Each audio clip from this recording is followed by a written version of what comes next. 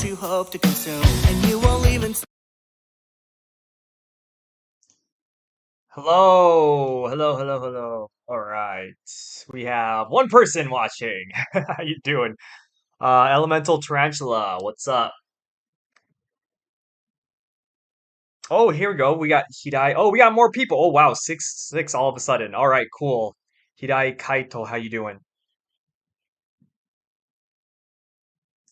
So we're not gonna even waste any time. I'm not wasting any time. We're just gonna go right into it because this is a long thing, a long interview.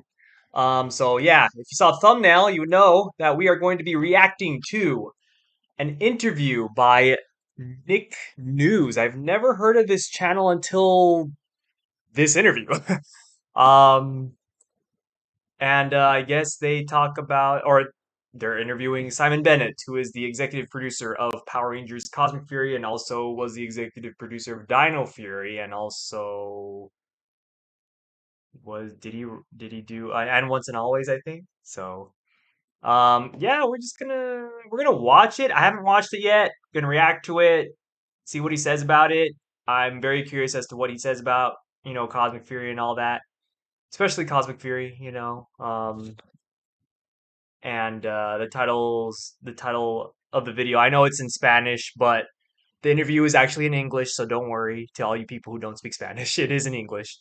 Um, but it's about like I guess the decisions that were made about for these shows. So we'll see what happens.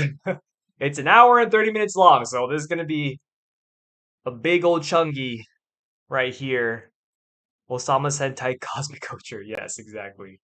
Let me know if you guys can hear the Hello, everyone. I'm very happy to be able to introduce Simon Bennett, the showrunner of Power Ranger. Welcome to Nick News. And let me tell you first Let that me I have know no if the words audio to is good, describe if you could the hear me, happiness and if that you you can and all the hear team given me during these the years, especially since you work interview. for Power Rangers. So I know the words "thank you" are small for me, but it is what I But feel. yeah, So it's like a deep they have a gratitude. pretty So good thank you. following, this Thank you. channel. They have like 80,000. Yeah, 83K views or subscribers. Thank you So very much. Bringing happiness to people who love the show is the most important part of what we do when we make it. they also I mean, interviewed David we don't know for Yost sure. We have our recently, fingers crossed so that people are going maybe to we'll like what react we to that make. too. Yeah. And we spend 2 years, maybe 3 years on a season imagining people Hopefully you watching guys the can hear show that. and Let me know if thinking, you guys oh, they're can going hear to love this or they'll like this, or Yeah, it's a that'll long take time them waiting. exactly, or that'll take them by surprise. But until the show is actually up on Netflix or wherever people are watching it, and people are actually able to watch the show that we've made, Yeah. it's really hard to tell how it's going to go down. So Also, I put a link in the description below if you want to check out the interview for yourself. hearing After the reaction, of course. those kind words from you, it gives me faith and confidence that at least some of what we've done in the past is hitting home with the audience in the way we want it to. And it's really all about sharing joy and the ideas of teamwork and togetherness and the excitement that comes with watching an action-based franchise. So thank you for that, Nicholas. At least for me, I can say you did it. You did it. Right. I like us to explore behind the scene of Power Rangers, talk about toxic fans and hate on social media, and also talk about the Power Rangers path to the creative freedom we are close to seeing. Toxic fans. So Let's talk about we have toxic experienced fans on Twitter. part of exciting changes in the way that Power Rangers are made thanks to the transition from Saban to Hasbro. What things were not allowed in Saban, and do you feel that these things did not allow the show to grow? I think the show was completely different when it was under the umbrella of Saban brands compared to Hasbro's ownership. Haim Saban, when he bought the franchise back from Disney, and it really kicked in, I think, for the second half of Dino Charge, when he saw the way the show was going and it wasn't what he imagined or hoped for. is I think Haim Saban very much looked at the success of MMPR back in the early days, and it was a phenomenon. It was enormously successful across popular He's culture, trying to recreate it, internationally, but it backfired. and really analyzed for himself what he thought were the ingredients that made MMPR successful. I wanted to make sure that those ingredients remained part of the show while it was under his watch. And Didn't work. those included things like the comedy duo, who would have at least two slapstick sequences in every episode. Rangers who turned bad, and I know it wasn't the case in MMPR, but it was one of the rules I inherited, could only stay bad within one episode and had to be redeemed and made good again within that same episode. Which is weird because no serial threads. the Green Ranger arc is like one of the most popular kids, arcs in Power Rangers, believed so I don't young understand kids why. wouldn't actually have the concentration span to be able to wait another week and retain what they'd watched in the previous episode and be able to put the pieces together. So Kids serial are dumb. threads were frowned upon. And the formula of every episode was pretty much the same. The same structure. Same structure. There would be 2 ground fights and a Megazord fight and 2 beats involving the comedy duo.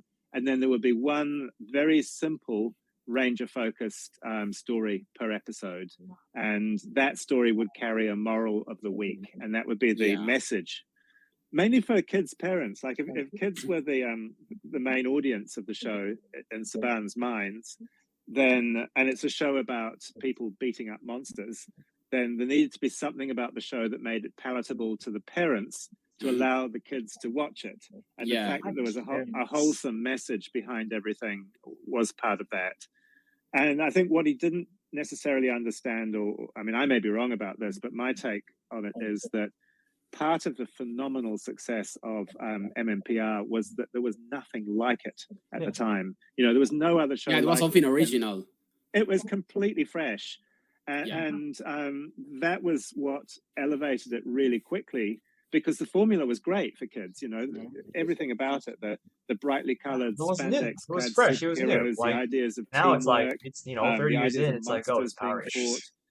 Fighting, you know, for 7 or 8 year old boys, it's a cool thing.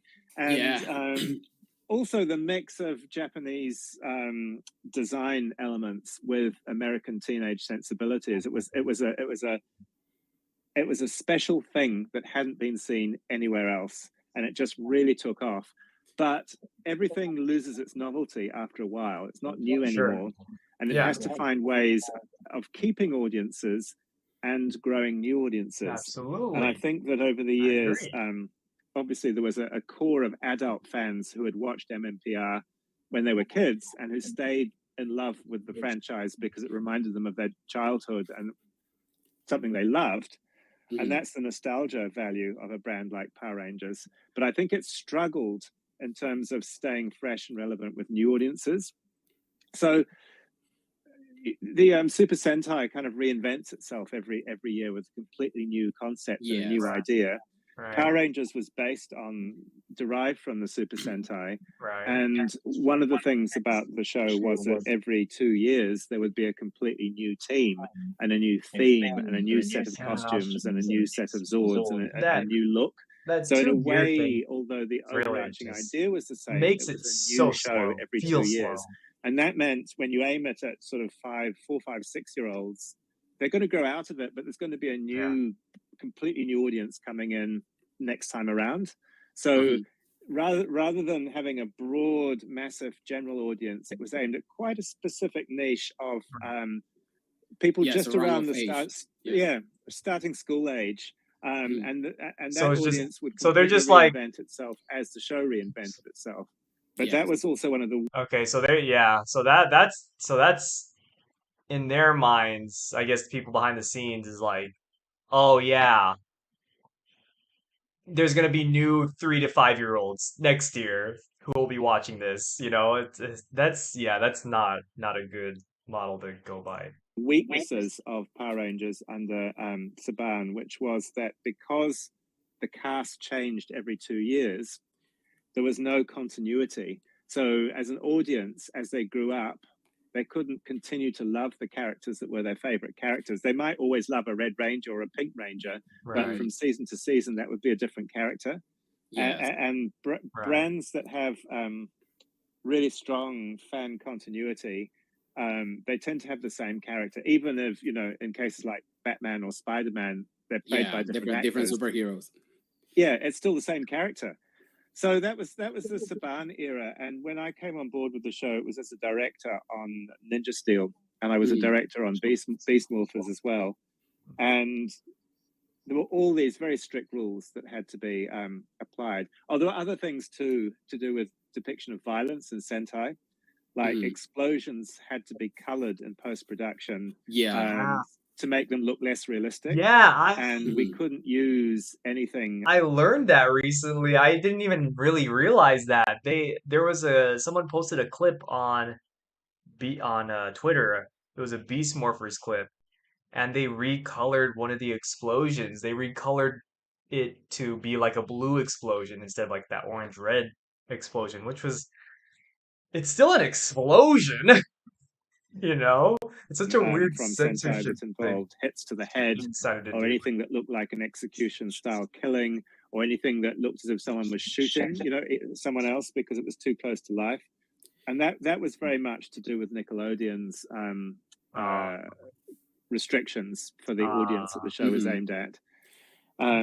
Power Ranger, it's something really crazy because it's a children's show, but a lot of old people like me watch the show, so we need to see realistic things. Yeah, well, that's one of the big challenges and complications with Power Rangers, and that's due to the fact it's been around for 30 years, so that people who started watching it when they were little are now in their 30s.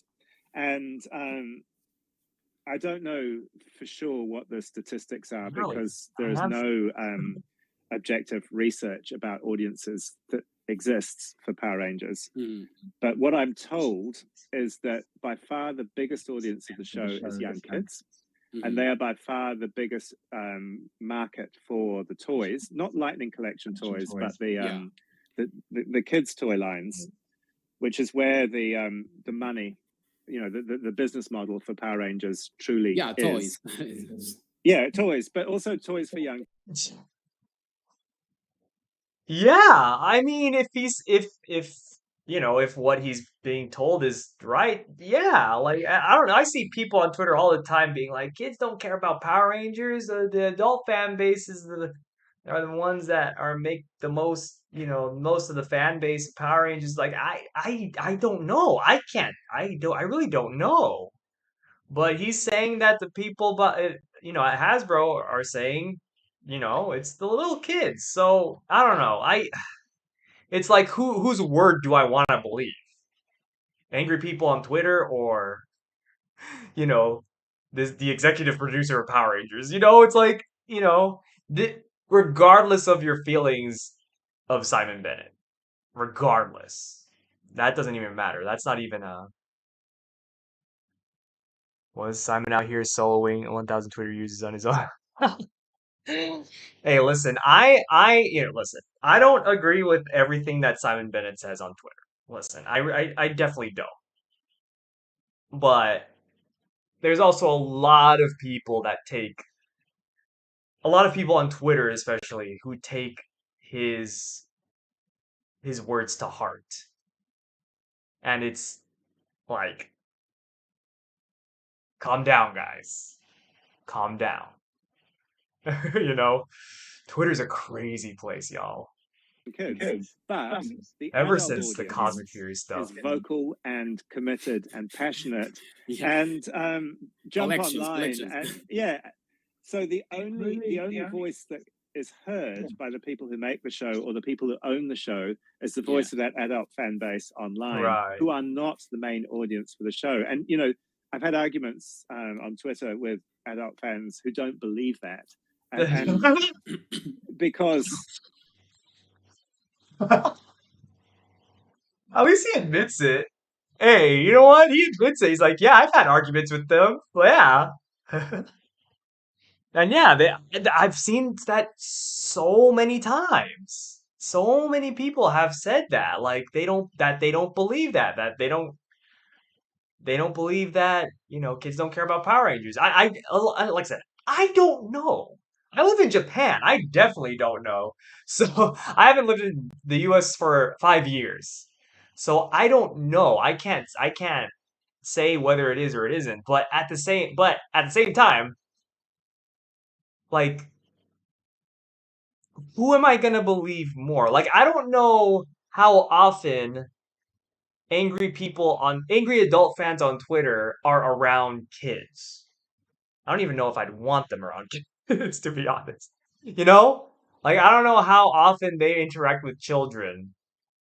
So it's like, I saw so many people on Twitter be like, "Oh yeah, my nephew doesn't care about Power Rangers." I'm like, "Okay, that's one kid. Yeah, sure, but like you can't speak for all kids in America." So it's like, but then there's this executive producer who's saying otherwise. So it's like I kind of I feel more inclined to believe the executive producer of the show, you know what I'm saying? I don't know. From their point of view, they and all their friends and people that they talk to online love the show, therefore they must be the audience. But everything I've been told since I started work on the show by the people I'm working for is that if you can please the kids and the adult fans at the same time, then you've cracked it. But your main concern is to make it work for the kids, and that the adult fans are the icing on the cake, and that's just about numbers. And Sure, yeah. it's a Yeah, yeah. Do I agree with that? No, because I feel like it should appeal to both, but Hasbro is a company and companies see the dollar signs, so they're going to cater towards more, the audience that they believe is the moneymaker.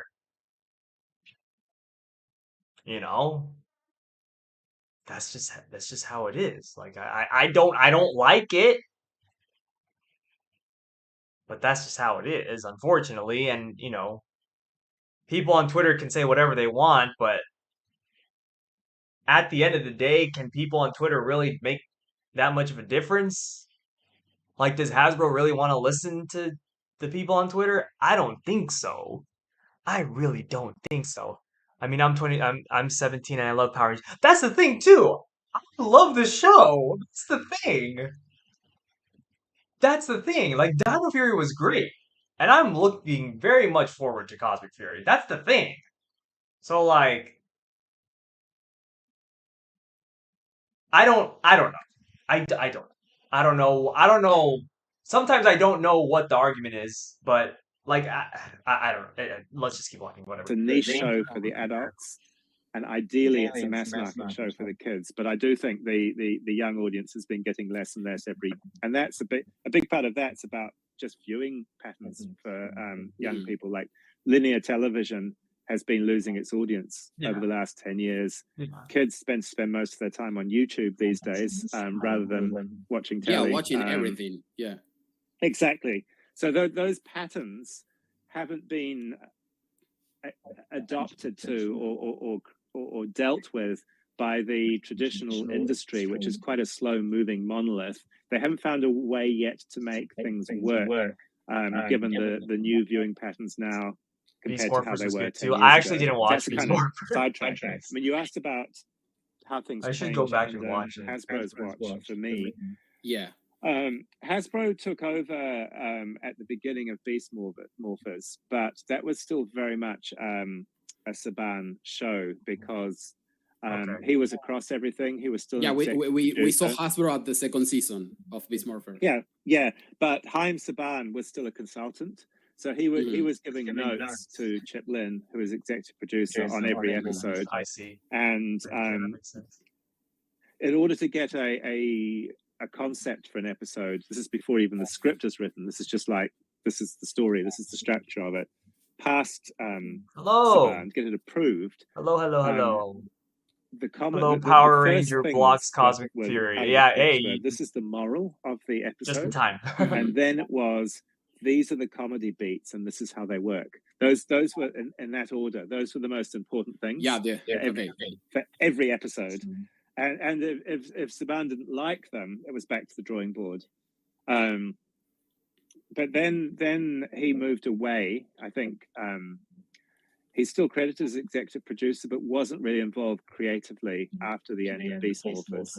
Okay. His main contribution to Dino Fury right at the beginning was the suggestion that the Rangers teleport in this season, which was a really good one, because we wasted a whole lot of time having them drive up in SUVs all the time in Beast Morphers that didn't serve any story purpose. It was just they have to move from one side to other side. Exactly, just teleport. It's easy. Yeah, it's a good way to solve it. That's cool. Okay, Dino Fury has become one of my favorite season ever. What do you think Dino Fury has that the other season were missing? I could tell you development, mystery, good character, fascinating story, and a lot of drama, but I want to hear it from your mouth. I think that when the writing for Dino Fury know. started, we were still following thank you. Thank you for asking. mandates I'm that, just, we're just Saban hanging had out, established. listening And to Chip what Lynn Mr. was still EP has to involved say. Power Rangers. as a story consultant, and it was a gradual handover process with me. This was the first half of Dino Fury. But then he moved away from the show. Like he went back to the States and wasn't really involved anymore for the second half of Dino Fury, and it became very much my baby at that stage. And I was also lucky enough to work with some very trusting executives at Hasbro and E1, who basically didn't really intervene or challenge what I wanted to do with the show. And it wasn't, when I say I mean me and Becca Barnes and Alwyn Dale, who drive the story and script and creative side of the show. They're very much co-collaborators on that. So I was in the rare position on a TV show with 44 episodes of having a lot of creative freedom, particularly towards the second half. And so the things that we slipped in under the radar really were more serial threads, so that things could be set up in one episode and then paid off several episodes down the line. Or at that time, did you know that the second half is going to be on Netflix, or you didn't have idea about that? We didn't know for sure. Like when we started writing it, it was going to be 20 episodes on Nickelodeon, and then it was rumored it was going to be 26 on Nickelodeon, and we had a 26 episode arc worked out, and then we were told, oh, we've sold it to Netflix. This is by Hasbro, so we actually need 44, 22 for Nickelodeon and 22 for Netflix. So we had to rethink the stories and expand the character arcs across 44 episodes, plug in the gaps that this created. Like the whole Lord Zed was never originally going to be part of Dino Fury, but when we found we had gaps and we had to, there's like, all right, Lord Zed, you're coming back. Was one of them, and he came back for the Halloween episode, I think, in the first season. So Hasbro chose Lord Zed? Yeah, they chose Lord Zed. They said, why don't you bring back a legacy villain like Lord Zed? And we went, yep, sure. And the way we contrived to have him come back, I think was quite artificial and a bit of a stretch of disbelief. Interesting. Yeah, that's interesting. I didn't know that. Hello, Merlsy. What's up? How we doing? Thank you for anyone who's just tuning in right now. We're checking out this interview by Nick News on YouTube. And he's interviewing Simon Bennett, who's the executive producer on Power Rangers. So he's got some interesting stuff to say about, Cosmic Fury. Right now he's talking about Dino Fury and about how Lord Zed was originally not planned for Dino Fury. So that's really interesting. In my opinion, the other shows were good at some especially, like they were good at one thing. Dino Fury good at all the basic like it had good characters, good story. Yeah. I mean, yeah, Dino Fury was like pretty good all around. Was like especially like the finales in both seasons.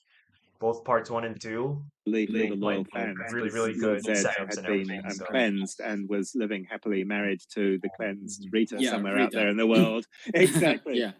So we had to kind of fudge things a bit with the necromancer bringing back Lord Zed from when he was at his most evil. But Yeah, the once evil he was there, version. yeah, once he was there, and we got on with the story. But that's an example of how we filled. And The they spaces we that start were to left. theorize. Okay, you can bring back another evil billion, because we make videos making theories about everything. That's right. And the other thing we did was we actually had character arcs for all our characters across the season, which hadn't been done previously. Previously, each episode was yeah, standalone. me too. You could play, you could Hey, put Pro them in Nerd, how you almost doing? any order and Yeah, watch them, me and it would too. still make The sense. character And development that was for the everyone. aimed at They're young just talking kids about it right idea. now, But because I've been reading it's a good. lot of criticism of the show on Ranger boards, particularly, Oh and I no. found myself agreeing with quite a lot of it. I wanted to actually integrate some of those ideas into the show and make it something that was more palatable and more interesting for old what made Yeah, a like Power Ranger show. It didn't just fall very much following the Saban template of what made a comics allowing for character. So there was the character long-term character arcs allowing for character for some of the show on Ranger boards, particularly. And I found myself agreeing with quite a lot of it. I wanted to actually integrate some of those ideas into the show. Is it true that there were Cosmic Fury spoilers earlier today? Hold on, let me everyone still pretends it's bad like yeah, I don't yeah, it's weird because when Dino Fury was airing, everyone loved it, but then Simon Bennett was getting into arguments with fans and then everyone started hating Dino Fury. So I don't like people need to separate those two things, like separate the art from the artist, you know? But that's just Twitter. Um, stories and plots great. Yeah, I think so. Um, is it true that there were Cosmic Fury spoilers earlier today? So I don't know exactly what was posted. Um, a few people have got early access to Cosmic Fury, especially people who do like news type stuff, to like do reviews before the show is out for the public. Because that's just what happens with shows a lot of times. Nick News is actually one of the people that got early access to Cosmic Fury, so this guy has already seen all of Cosmic Fury. I don't know any spoilers, by the way, so I'm not gonna say anything because I can't, and even if I did know anything, I won't say. So don't worry, because I also do not want to be spoiled. Um, but apparently some people or one person or maybe a couple people I don't know said some things that were kind of in spoiler territory a little bit, but I don't know for sure. Luckily I didn't see anything. So, yeah, I don't know. Simon cooked hard, but people didn't like that he cooked harder than early Saban and Disney. Yeah, I mean, I think people forget that what Simon made, Dino people forget that Dino Fury is such an improvement from like Samurai, Megaforce, especially those seasons. Ninja Steel, my God, Ninja Steel, I just could not. Real? Oh wow! So you think Dino Fury is better than any of the Disney? Really? Wow! Those are some big words. Honestly, I personally love the Disney seasons. I don't know if I could say the Disney. I don't think I don't know if I could say Dino Fury is better than the Disney seasons, but I mean that's respectable. Yeah, I mean the Disney. I love the Disney seasons. Like I love even like Overdrive, Mystic Force, all those seasons that get hate a lot. I don't know. I really like those seasons. That was like my prime for Power Rangers.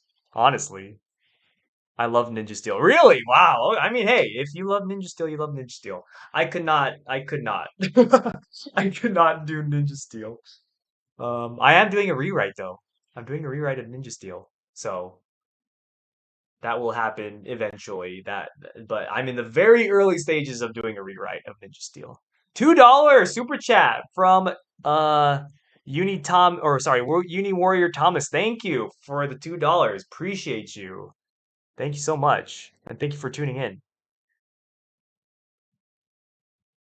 And Alright, make it something that was more palatable and more interesting for older viewers while still working for the core target audience. So that was part of what we were doing. So there was the character, long-term character arcs, allowing for character development.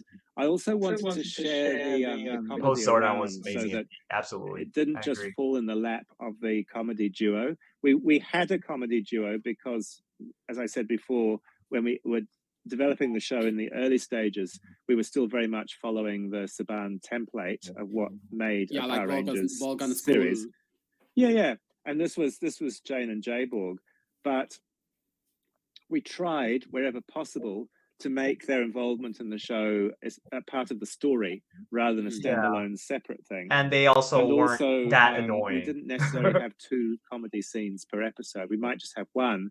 And in some cases, we might have the Rangers fulfill a comedy function, or monster characters like Mucus and Slither fulfill a comedy function. Yeah. And it's not that I didn't like Jane and Jayborg, because I thought the actresses were fantastic. It was that I really didn't want I didn't want the show to just become predictable, so that every episode felt like the same as the one before. I wanted there to be evolution and change, and I think unpredictability and surprises are part of what keep an audience interested in and engaged in a TV show. If every episode's the same, then it's like wallpaper. Ben and Betty were really good too. I loved them. Absolutely. But stylistically, they still filled that kind of job of what I call face acting, where it's very broad physical comedy. It involves lots of surprise comedy face pulling, and it's not a kind of humor that particularly appeals to me. Someone screenshot that. I can't help it, but if I'm working on something for 2 or 3 years and giving huge would you ever hours stream with something, Zio I really Agito? need it to be something that I like. I don't know. And so I what guess is that? fundamentally what I was doing was I was trying to steer Dino Fury to be more to my taste. And unpredictability because Don Bros. Bro, how would they do that? I can't imagine doing the same old. That'd be crazy if they did for a young audience. So and it's a juggling act, because you can't make something that's not going when to I was work 4, I watched audience, Jungle Fury. Oh my god, something that's going you're a to youngin. to work for that target when you were audience, 4, also oh my god, hook in I was people a little bit more. 14. Like no, I don't know. How old was I? There's Maybe I might have been 4. A sizable bunch of the Power Ranger adult fan community. Definitely older than 4. Fury. Probably haven't watched it all, to be honest. Yes, absolutely.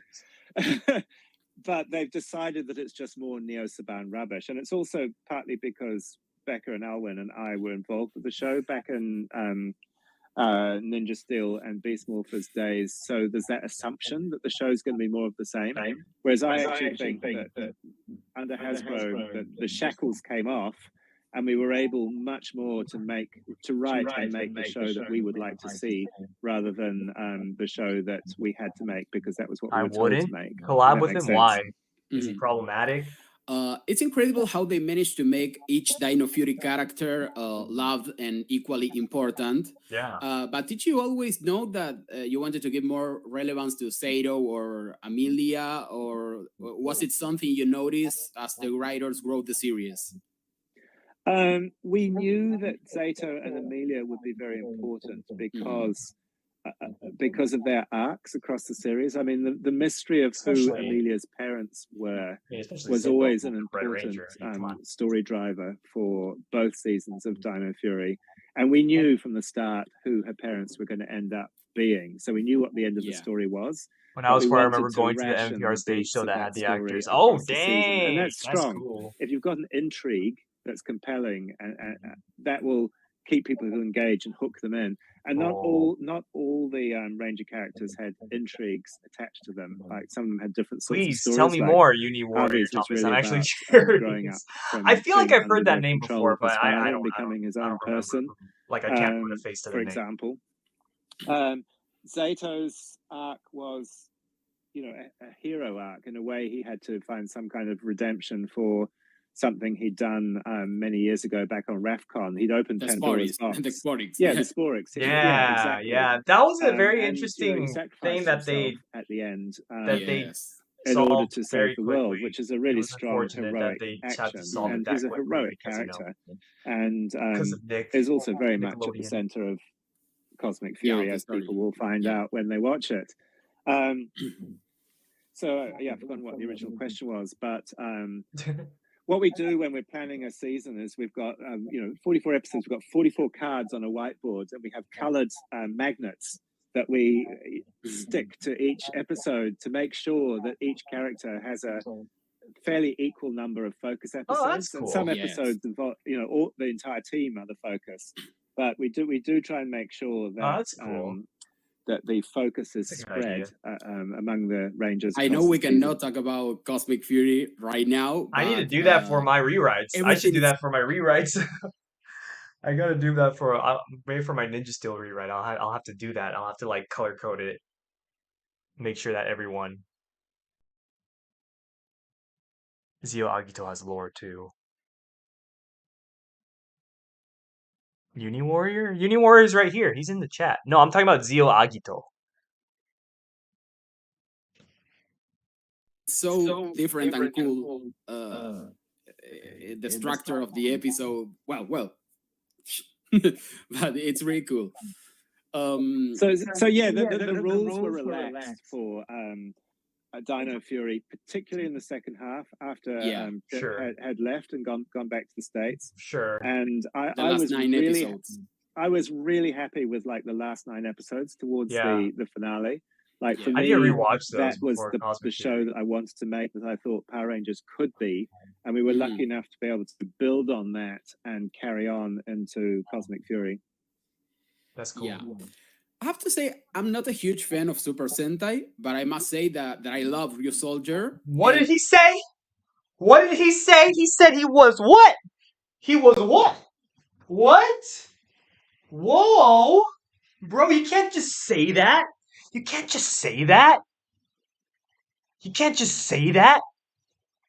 Cancel him. All right, we gotta cancel it. No, I'm just kidding. I'm kidding. Bro, gotta watch the Sentai. You gotta watch some, you gotta watch some Gokaiger and, Kyoryuger and stuff. The heck? I interacted with him on Amino, and he was kind of a jerk, to put it lightly. Oh, ooh, that's someone to be canceled. No, I'm just kidding. I don't know. I I'm sorry believe that happened the though. story Warrior Thomas. That sucks. could be adapted as is, obviously removing the Japanese humor. However, Dino Fury was a totally new story, and it was incredible, and the season exceeded my expectations. What did you like? What he said that on the oh, okay. Well, that's not good. Most about Dino Fury? I mean, is there anything in particular you love? I actually loved the character. Okay, what? Zio Agito lore explained. So basically, there's this guy who reviews Toku, but back in the then rebooted his channel 2 years ago and talked about the revised way before there was Thunder RX. So wait, okay. Of Tarek and Centauro. I thought that the Void Knight suit was fantastic. Yes. And the Madame Noir suit, which is what Centauro evolved into as Void Queen, was really amazing too. And not just the design, but I think it was quite new having a villain who actually had a plausible human motive for doing what he was doing. Like, he wanted to collect the Sporix to power the machine to bring his wife back to life. Yeah. Which is quite an understandable and compassionate goal, even though he does quite tough and mean Yes, things. he had a reason to achieve do it. that. Exactly. And so many villains, I think, in Power Rangers history just turn up, go rah rah, we want to steal the power coins or destroy the Rangers. And Yeah, to me, I that's want to not very- conquer the earth. And, Yeah. it's not very interesting to me. So Yeah. I would rather give our villains Yeah, a no, I more respect that. complex motive in order to make the story a bit more interesting. And actually having a Void Knight turn good in the second season and work to help the Rangers, I thought was really interesting, and then redeeming Void Queen at the end, and also because I directed the last 2 episodes, and I got to shoot all those flashbacks back to Area 62 when young Area Pop Pop 62. was handed baby Amelia and all that stuff. That was such fun to do, to recreate That's those cool. scenes, and seeing those scenes, you understand why Santora wanted revenge upon Yeah. humankind. She didn't know that her daughter had survived. They'd just been treated appallingly. So that's another example of giving villains plausible motivations. Yeah. You know, I have videos on my channel in 2021, and I was sure that Hasbro had to make a 3rd season of Dino Fury with this same cast. Because as a producer, I was seeing the impact this character had on people, and it seemed very crazy to me how the characters stood on their own, and you want to see them, and there was no need for a crossover or appealing to nostalgia all the time. So do you think that making developed characters is what attract people the most, or what do you think was the reason why Dino Fury had such an impact? Oh, it's a good question. I think we were very lucky with our casting on Dino Fury. Like, Yeah.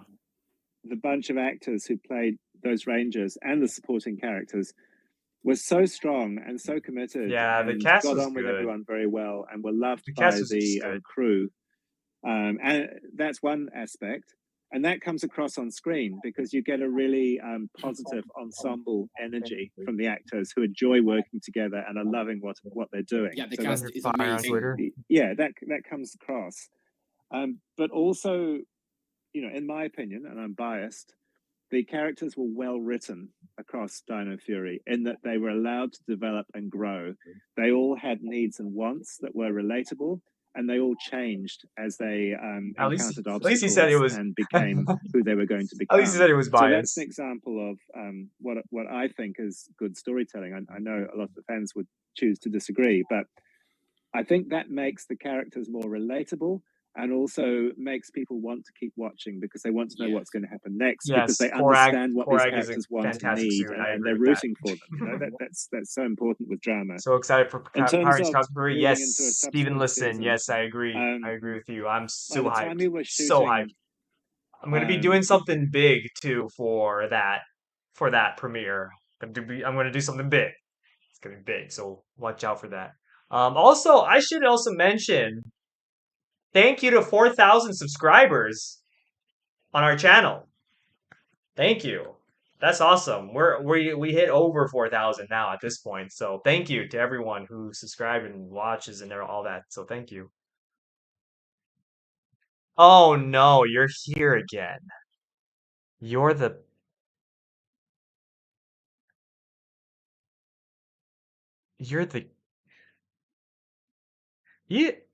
You've been on multiple people's videos saying that, haven't you? Why?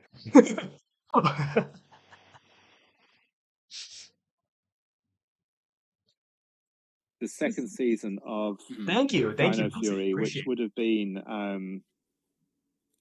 early 2021. Yeah. I thought we were onto a winner with this cast. And also the first half of Dino Fury had already screened and the response had been pretty good. Yes. And I talked to Hasbro about the idea of doing a new season with the same cast. Because we knew from one bit of research that had been done way back in Ninja Steel days that the lack of cast continuity from season to season was perceived to be one of the drawbacks for Power Rangers, that one of the reasons why people didn't stick with it. So I pitched on that basis that actually having continuity of character into the next season would actually be a strong thing when we have a cast that is generally liked and a bunch of characters that people want to keep watching. Why not continue? Also, Hasbro were interested in moving away from the direct Sentai adaptations and wanted a lot more original content, which made it much more possible to keep the same cast ticking over into a new season, because we weren't going to have to rely on ground fight footage from a different season and the complexities of having to explain how these characters were suddenly completely different ranges. Mhm. You know, if we'd had the budget and the time, I would have loved Cosmic Fury to have been 100% original, but the Megazord fights, we just didn't have the resources to be able to pull that off ourselves in the time frame. Sure. The budget, and we didn't have the time to do Are it. really expensive. Oh, they're really expensive, and Toei have, you know, a dedicated soundstage with miniature cities to film these things in. We don't have that. I guess we could send the scripts and a director over to Japan to work with Toei and shoot them over there, but I would much rather make our own material. But we worked with the Q Ranger Zord footage. And as part of that, we had the digital models of the Zords from Toei, like the 3D digital models. So, and we also had the suits, not the Megazord suit, but I can't remember what the Toei name for it was, but the battle mode version of the Japanese suit. You know, it's like a 3D model. Yeah, you know, the actual suit. So we had 3D models of the Zords, and we actually had the suit of the giant robot mecha monster. Yeah, and so we were able to shoot a lot of our own material using that suit, and we were able to create a lot of Zord footage using the 3D models of the Zords.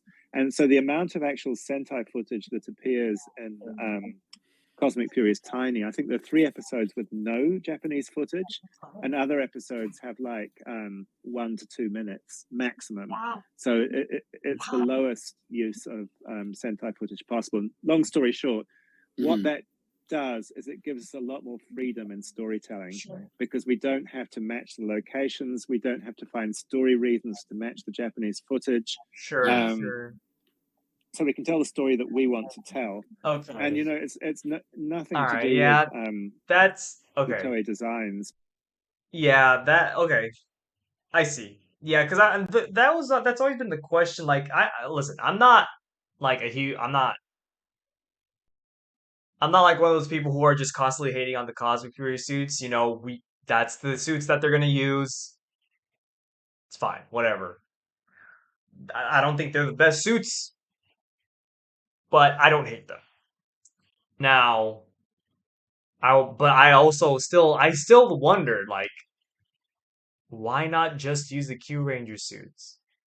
And I guess it's because they just want to. But even so, why didn't they just use the Q Ranger suits? Now, that's still a question, because they could still use the suits and still shoot original footage. Like, just ignore the Japanese footage. I don't know. That's still.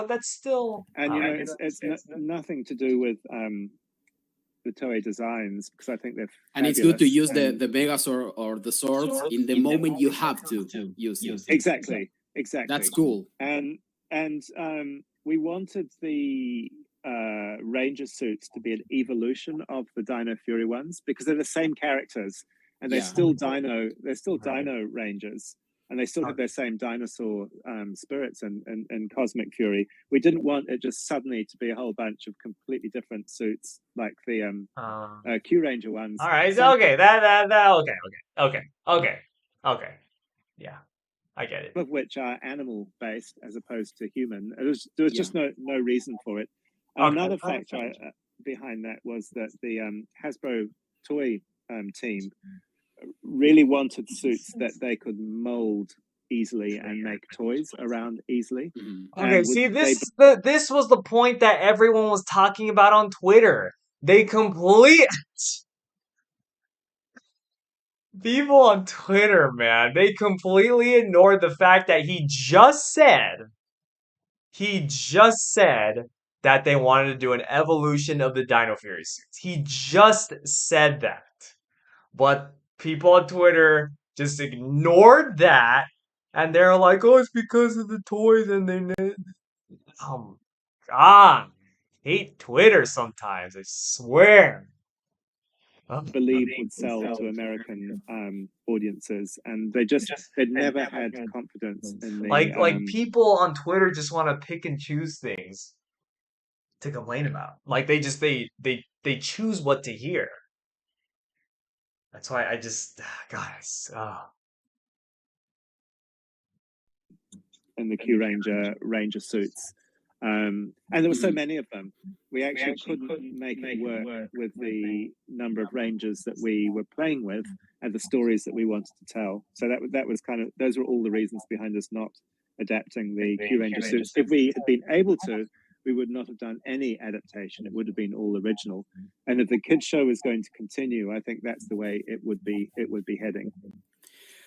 I would like to title this section Japan and America Different Markets. I think it's very important to explain to fans and followers who don't have to know anything about television why there are an American version of Super Sentai, because there is the answer of to everything. Could you explain to us the difference in the market that you have learned working on Power Rangers? Wait, what's a BS excuse? What do you mean by that, Milsey? What did you mean by that?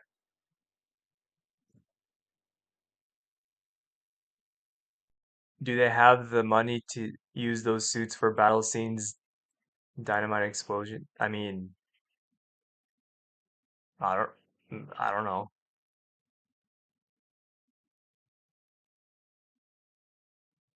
If they use the Q Ranger suits, it'd have to be all original. If they use the Q Ranger suits, it'd have to be all original. What?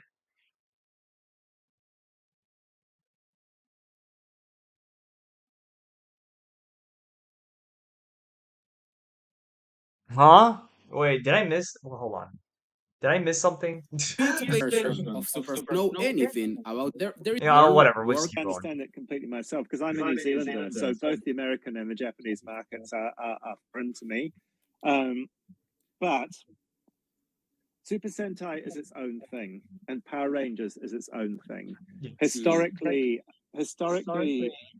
Chaim Saban came up with the brilliant idea of licensing the Japanese show Super Sentai. Wait, what do you? It just doesn't make sense. Bennett just said that. He just said if they use the Q Ranger suits, it'd have to be all original. Did he say that? Did I totally just miss that part? Exactly. That's cool. And evolution of the Dino Fury ones. They still have Okay, their well. same dinosaur spirits and Cosmic Fury. We didn't want it just suddenly to be a whole bunch of completely different suits like the Q Ranger ones, some of which are animal based as opposed to human. There was just no reason for it. And another factor behind that was that the Hasbro toy team really wanted suits that they could mold easily and make toys around easily, and they believed would sell to American audiences. And they'd never had confidence in the Q Ranger suits.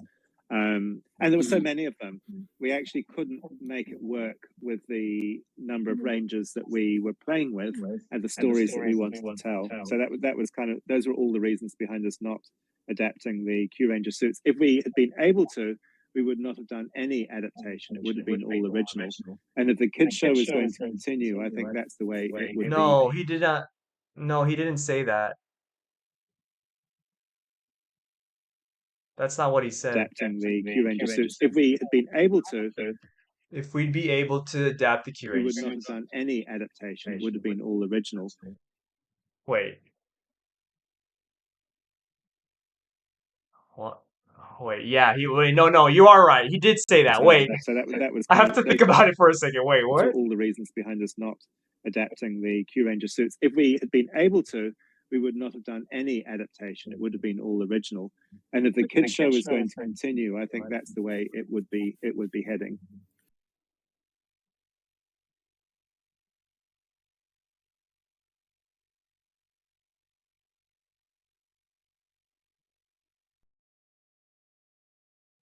No. You might be right, Merlzy. You might be right. You might be right. He might have said that. I'm trying to understand. I'm also trying to understand what he just said.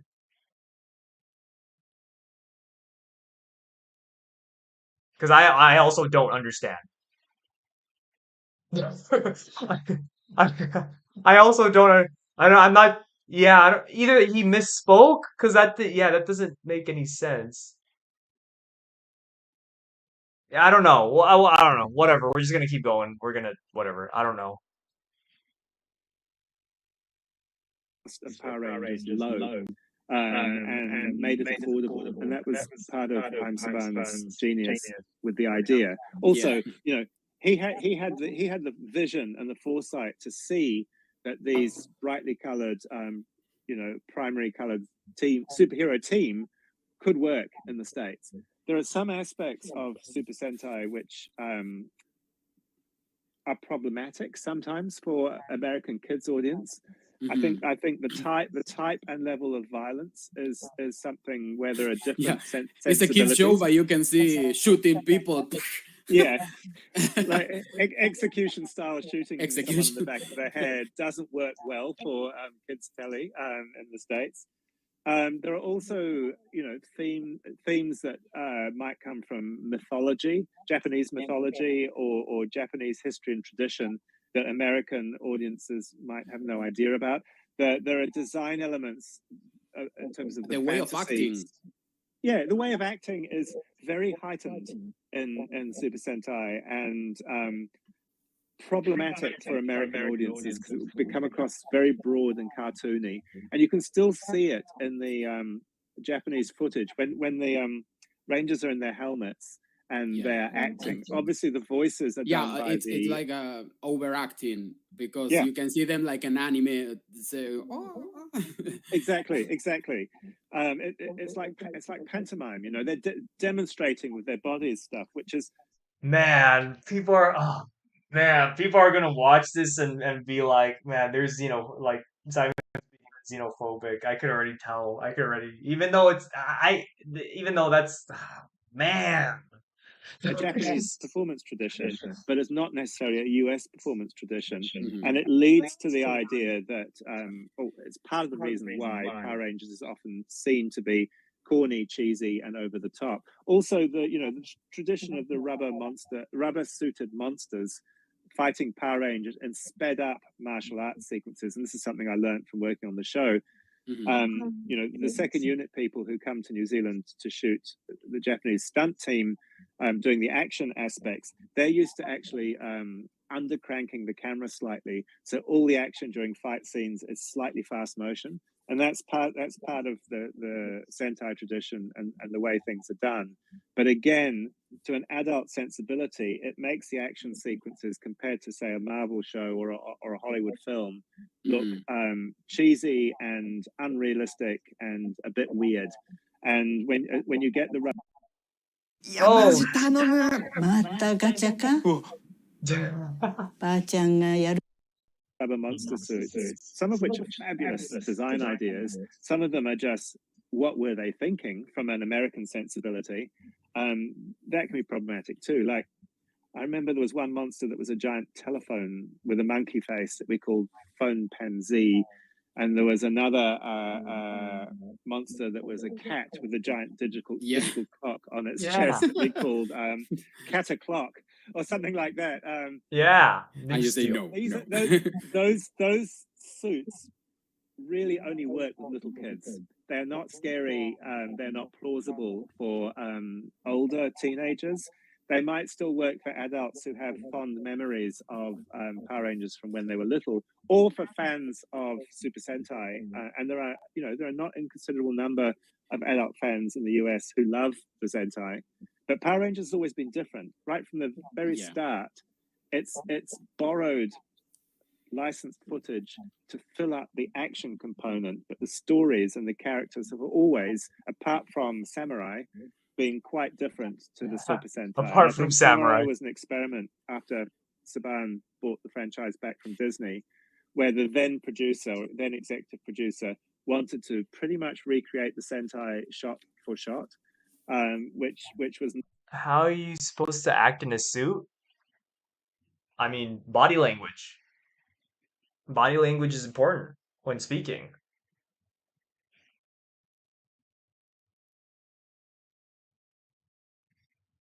Not a satisfactory experience for anyone working on the show, and it was not what Power Rangers had ever been in the past. So completely different story, completely different characters, but has relied on Sentai footage and designs to do the stuff that, if it had been done by the American show, would have made the budget so much bigger and not affordable. And by doing what we're doing, which is or have been doing, which is moving towards more original content, it makes the show a lot more expensive, which is trickier because the revenue is no higher in terms of the money coming in to make it. Yeah. You were talking about the problematic suits of Tokyo Year. Why problematics? The people want to know. Yeah, okay. It's a good question. When I say problematic, we're talking about the Tokyuger suits right here. Let's see. I mean, the theme of trains is not something that Hasbro. Exactly. Why would Bennett be complaining about that? About the acting? I think he just wants it to look. He doesn't want it to seem more. I mean, he just explained it. he just explained it. Like he just explained that he like he doesn't want it to seem like it's overacting or whatever. Or Saban before were interested in exploring with Power Rangers because they felt there wasn't the market for them in the US. I know Thomas the Tank Engine is massive, but Thomas the Tank Engine is existing IP that has been grown over many, many years. And the idea of having Power Rangers based on a team based on trains is not something that anyone could see working. Okay. I'm kind of on the fence over this. I don't know whether that just seems contradictory. I mean, no, I understand. We have very few trains in New Zealand. It's not really part of our culture. There's like one railway line that goes the length of the country, and virtually nothing in the way of passenger trains. People fly when they're traveling around the country or drive. There's some freight train, but it's not nearly as big as it should be. So it would be hard to shoot. In terms of for sure. No, I get it. No, I get it. Skepticism is healthy. I totally understand. Yeah, right now he's talking about Tokyuger and just the lack of trains in both America and New Zealand. So I mean, anything actually involving railway lines or trains. But the main reason was just from a Hasbro and a Saban point of view, they didn't feel that the train theme would adapt. For me, it's okay because I don't like that suits. Yeah. I think a lot of people just don't like That's the what I meant when I said they were suits. problematic. The theme was problematic, not the suits themselves. Okay.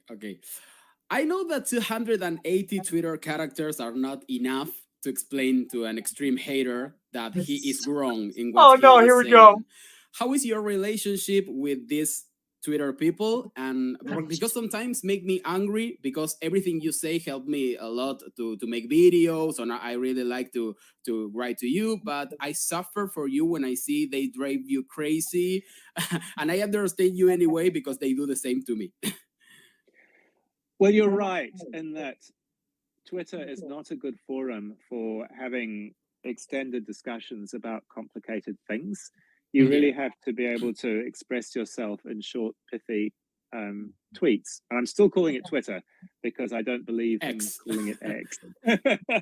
I've been using Twitter prolifically since about 2008, 2009. It's been an important social and discussion avenue for me with the teleprojects I've made before Power Rangers as well. I've always had a relationship with the viewers. Yeah, that makes sense. Elemental Tarantula. That makes sense. Yeah, here we go. Through Twitter, and it's something I've quite enjoyed. In fact, in other shows, I was encouraged to live when shows used to go to air at a particular time. I would be on my laptop live tweeting as it was going to air, and that was always fun. Yeah. But anyway, back to the track, back to where we were. The other thing about the fan base on Twitter is that people have very strong opinions because they're passionate about the brand. It's an important part of their lives, and they care deeply about it.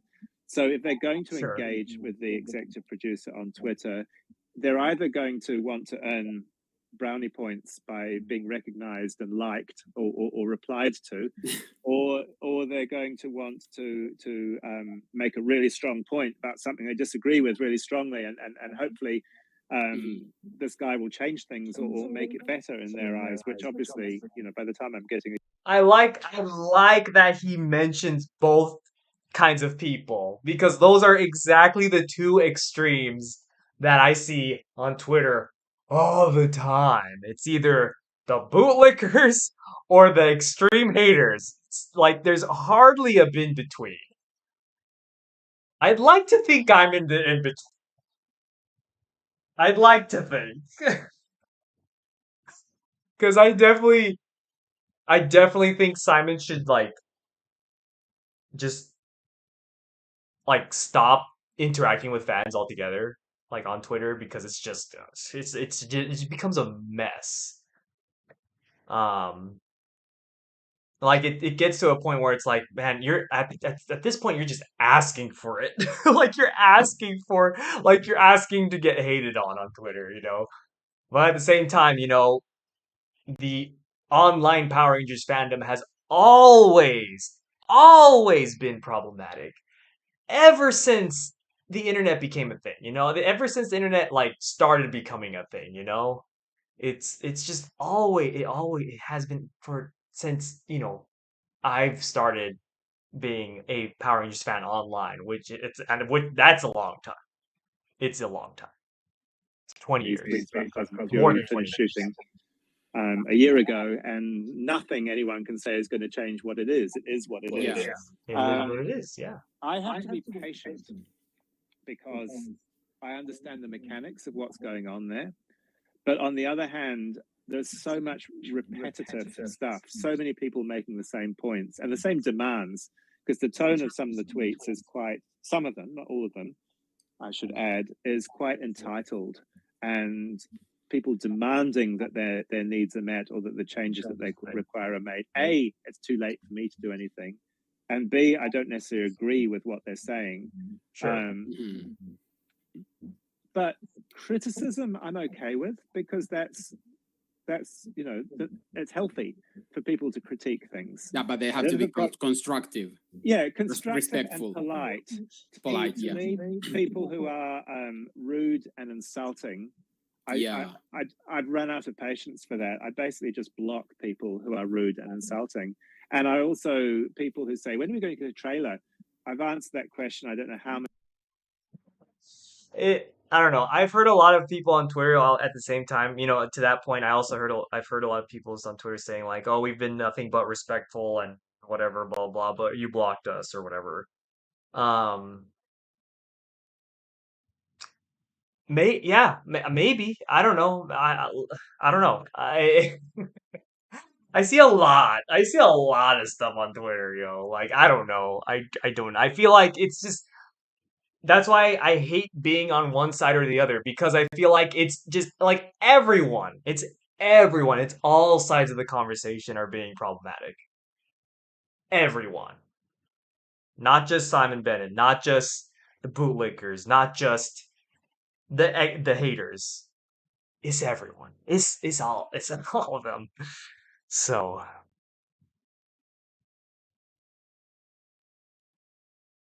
absolutely, yeah. People are allowed to have different opinions. It's about being respectful. Absolutely. 1000%. I agree with that. But just not everyone's respectful. Many times, to the best of my knowledge, I just stop answering it, because if they really want to know, they'd have done a search and seen my previous answers. And it does lead to the bigger question of, why am I active on social media talking about Power Rangers? Yes.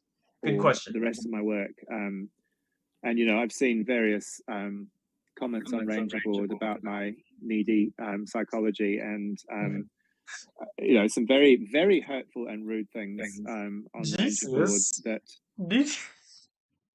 Jeez. Oh my god, bro. Needing psych. Oh man. From people who don't know me, Yeah. who are assuming things about me. If Matt doesn't want to see negative criticism, then oh well, nothing anyone could do. Yeah, that's true. That's I absolutely just have true. to ignore it, you know. And I don't post on Ranger Board anymore, but I do read it, as the people on Ranger Board know, because if someone Yeah, brings I stopped going on Ranger Board years ago because I'm just like, this place is toxic, but maybe I should do the same for Twitter. Gee. I use Twitter because I get like news and stuff from Twitter, you know? And I also like talking about the stuff I like on Twitter. Just at the same time, it's like, God, it's just, I don't know, I'm gonna have to go on a blocking spree or something. Like, cause up a good jeez. point on Ranger Board that I think deserves answering, then I'll jump on Twitter and post something to answer that question. Why I have a relationship with fans of the show online, it's dangerous Yes. because I can inadvertently give away spoilers, Sure. but also I can throw petrol on the fire by accident, and things can become inflammatory and much bigger than they were ever intended to be, because people Which who happens want a lot of to times. will misread and see the worst in whatever I post, even Yes. though I'm not generally intent. My philosophy is to try to always be polite and clear. But that's what I try to be. Why I do it, partly Bro, I'm sorry, bro, but sometimes you're just not clear. Um, but at the same time, yeah, a lot of fans just read way into his tweets. Like it's so weird because it went from people hating Simon. Okay, I tweeted this out too before, but it went from people hating Simon because he was he couldn't take negative feedback on his show, and he was like overly prideful about the show that he made. And then it turned into like, oh, we hate Simon because he hates Toku, or it sounds like he hates Toku and Sentai, which is absolutely not what he said. So, literally, someone in my replies on Twitter was like, he literally, no, this is exactly what he said. He literally said that he hated Sentai, and I'm like, no, he never said that. What are you talking about? This is exactly what I'm talking about. Y'all reading into his tweets way too much.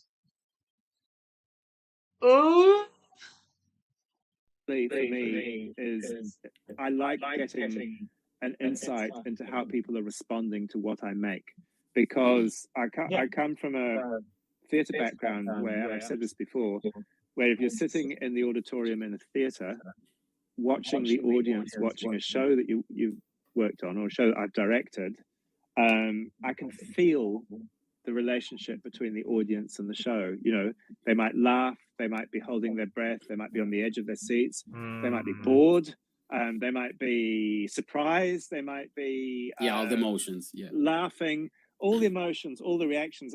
And what you do as a director, particularly, but also as a writer and as a producer, is you try and manipulate the audience's emotions and reaction to what they're seeing. In theatre, you know straight away whether you're successful or not. In television, you make this thing based on guesswork and your best judgment, and then you just chuck it out into the void, and that's it. And I find that quite unsatisfying. So I actually want to know what's working, what isn't, what people think of it. Are people reading it right?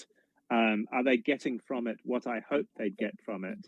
I'm not just looking for blind praise, although I will retweet the more praiseworthy comments, but that's a different issue. I'm looking for intelligent, critical feedback that will mean that I will do it better next time. The other reason is promotion, and I do think that Power Rangers is woefully under promoted, and anything I can do, because and that's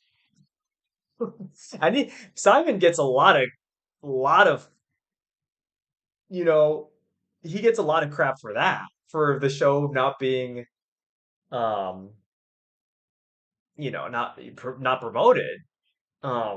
Even though it's not, he has no control over that, which is absolutely wild.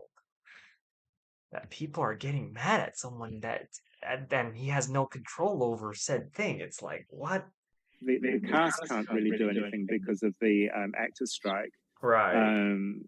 They're not compelled to not do anything because Power Rangers is not a struck production. But in terms of their future trajectory as an actor, it's not a good look if they're seen to be promoting something during the strike. So it's prudent for them to keep a low profile, and I completely understand that, and I completely support the writers and actors' goals. Yeah, and it's sad for everyone. You cannot promote anything about the series. Personally, so I want. Sorry, just to interrupt. I want to promote the show. If people have got good things to say about it, I want other people to see those good things.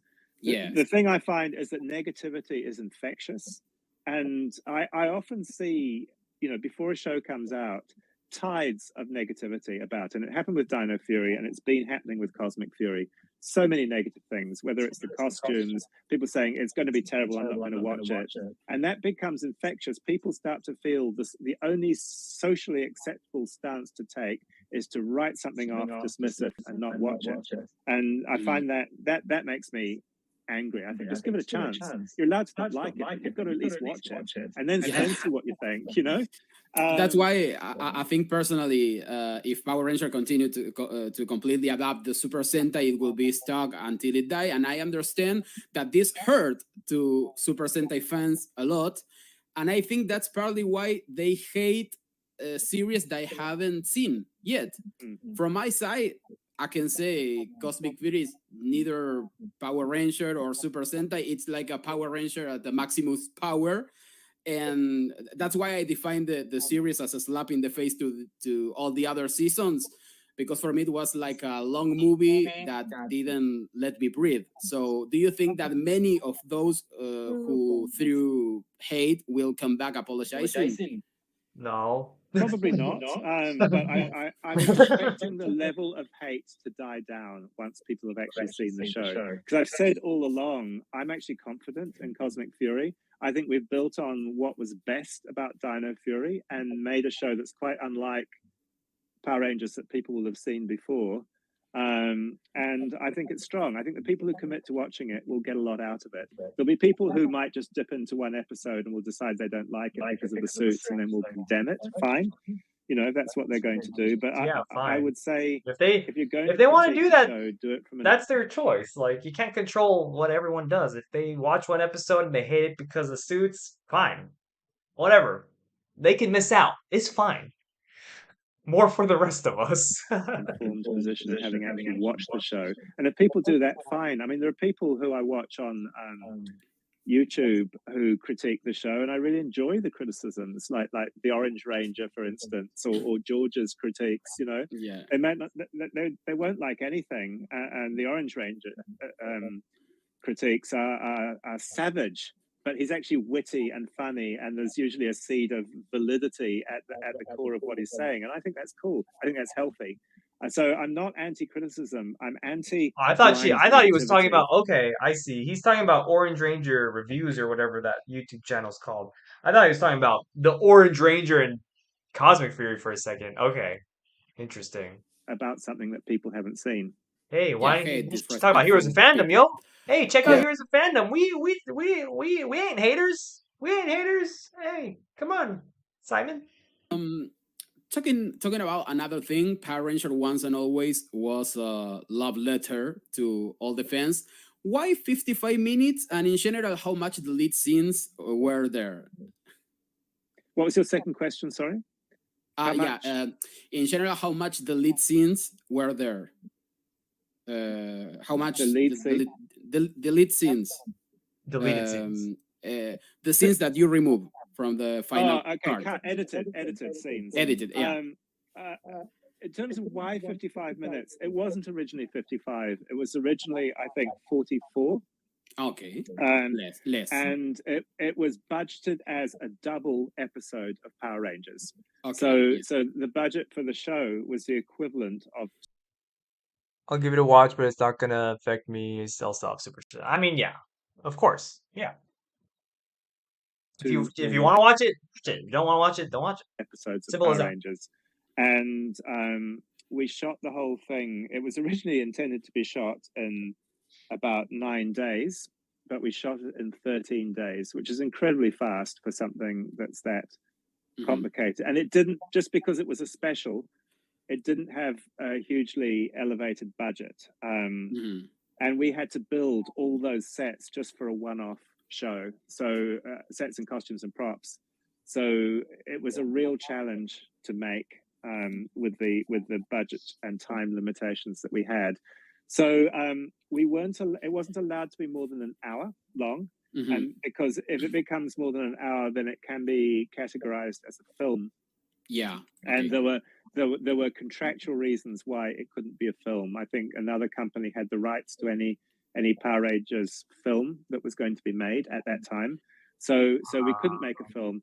I originally wanted it to be, and I pushed for it to be like a 90-minute telefeature. Yeah. But it had to be under an hour, and it was conceived as a 45-minute double episode, because each episode is normally 22 minutes 30. But because it was on Netflix, we were allowed to go longer. And the reason it went longer is just we edited it to what we thought was the best dramatic shape. And it worked out being that 55-minute duration. And when we submitted it, Netflix and the people at Hasbro said, yeah, as long as it's under an hour, that's fine.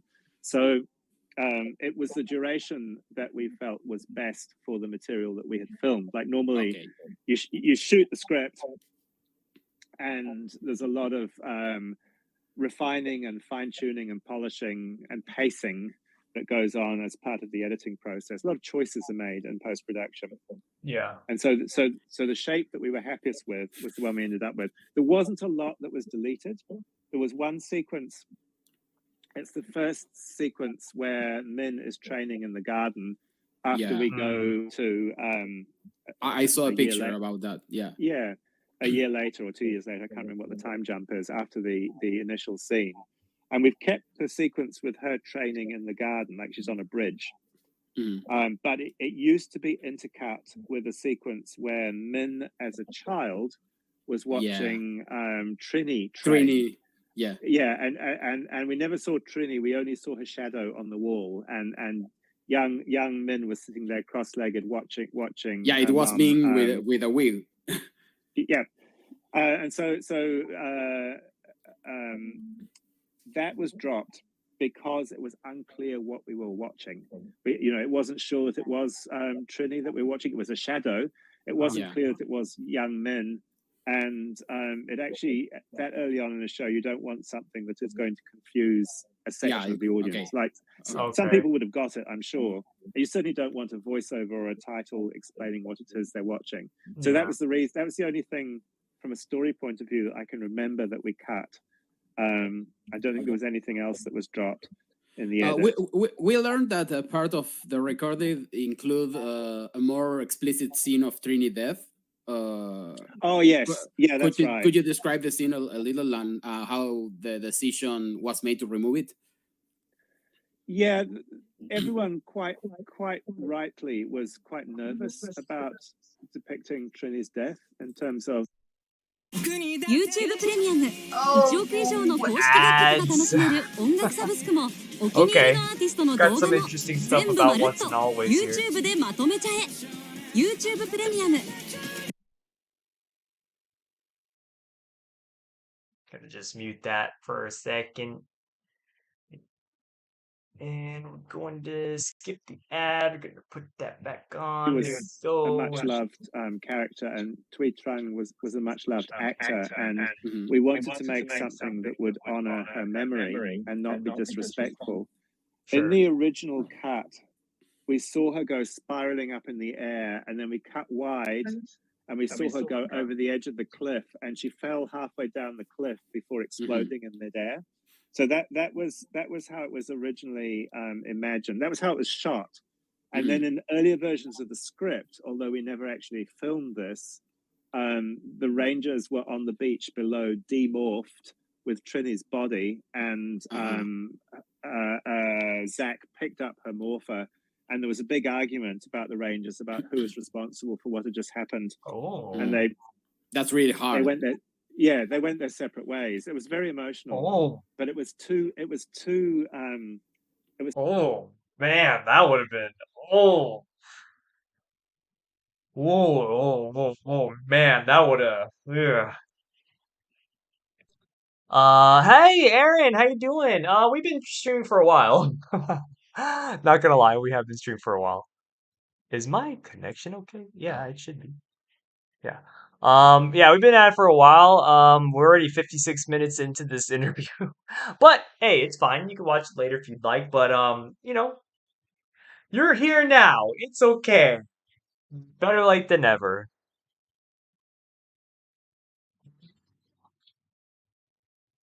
It was too hard, particularly that early in the episode, and tonally it kind of felt wrong. I mean, this relates to, because when that scene was written, Kimberly and Tommy we still imagined they were part of the cast, so they were part of that argument too, and it was the reason why Tommy separated himself from everyone from else. The team. Because he blamed Billy for what had happened to Trini. So there was a big rupture. There's a big schism. Billy himself from this relates to, because when that scene was written, Kimberly and Tommy we still imagined they were part of the cast, so they were part of that argument too, and it was the reason why Tommy separated himself from everyone else. The team. Because he blamed Billy for what had happened to Trini. So there was a big rupture. There's a big schism, and the story, the first part of the original story was about getting the band back together, getting the Ranger team back together to fight to fight the villain, because they'd all gone their separate ways because they were so hurt and upset by Trini's death. So to get that was an earlier version of the script. But to get back to your question about the depiction of Trini's death, we cut her falling over the cliff. We made what was an explosion just a very big white flash, so you didn't see exactly what happened. The idea was that we wanted to leave it more to the audience's imagination and make it less explicit. But it also needed to be clear enough that she had died. And by making the second scene about visiting the cemetery with Zach and Min, we hope that for anyone who wasn't clear at the end of that first scene, they would pick up really quickly that Trini had died. Okay, cool. How did your career? A lot of people still have problems with that scene, though. Like they have a lot of people on Twitter have a problem with Trini's death scene, which I mean I understand. I totally understand. I thought, I don't know. Maybe I'm not allowed to have an opinion on this, but maybe I am. I don't know. I thought it was done respectfully. I thought Once and Always as a whole was done, very respectfully, a good tribute to a much needed tribute to Train. And, Jason David Frank too. But I don't know. That again, that's just my opinion. Maybe I don't know. Maybe her family is the only ones that are allowed to make that decision, or maybe the cast are allowed to make that call. I don't know. In the entertainment industry begin, and how did you become the showrunner of Power Rangers? Yeah, I think so I've too. been a director all my adult life. Maybe they would have done like a yellow 5, no, yellow 4. What was that? They would have just like had her in suit. Maybe, I don't know. I started at glad people university agree when with I me. was 19. Mhm. I studied drama at university, theatre and So what? What's university. the A direct Showrunner, entertainment industry. Okay, cool. How did your career in the entertainment industry begin, and how did you become the showrunner of Power Rangers? I've been a director all my adult life. I started at university when I was 19. Mhm. I studied drama at university, theatre and film. I loved it. I thought I was good at it. My teachers at university encouraged me to go to drama school after university, which I did. I trained as an actor at the National Drama School here in New Zealand. All the time knowing I wanted to be a director. I never really wanted to be an actor. I was too self-conscious and stiff and not very good. But I went through all types of hell that actors go through by training as an actor at drama school, with the idea of, if I can come out the other side of this, it'll make me a better director, because I understand the acting process. And then I established a theatre in Wellington, New Zealand, and I worked as a director in theatre all over the country for about 10 years. nice? Halfway through that time, I applied for a television directing training course, and I got a job for a company called South Pacific Pictures, working on a medical soap opera called Shortland Street in New Zealand. So since then, my entire career, I've kept my hand in as a stage director, doing musicals and classics, and that's my love. But it doesn't pay the bills very well. So I've kept going back into TV work because in terms of bringing up a family, I've got 2 kids. It's the more sensible thing to do. I worked on Shortland Street for 19 years as a director, producer, and executive producer. I went freelance, and I worked as a director on lots of TV projects. I directed a couple of feature films in New Zealand.